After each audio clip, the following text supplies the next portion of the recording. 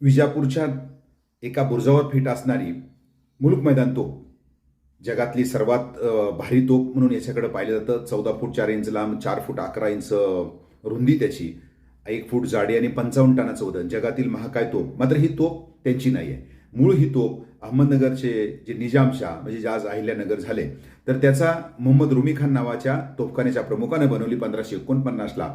आणि या नगरच्या निजामाच्या ताब्यात असणारा परांड्याचा किल्ला, जिथं भांडारगृह होतं किंवा तोफखान्याचं मुख्य अशा प्रकारचं ठिकाण होतं, तर ही तोफ नेहमी परांड्याच्या किल्ल्यावर त्या ठिकाणी लावलेली असायची, सज्ज असायची. ज्यावेळेला अहमदनगरचा जो काही निजामशाही होती, आदिलशहानं परांड्याचा किल्ला जिंकून घेतला, तर त्यावेळेला 1632 साली आदिलशहाचा दिवाण मुरारपंतानं ही तोफ जवळपास 10 हत्ती आणि 400 बैल लावून विजापूर या ठिकाणी आलेली मूळ तोफ जी आहे ही परांड्याच्या किल्ल्यावर होती.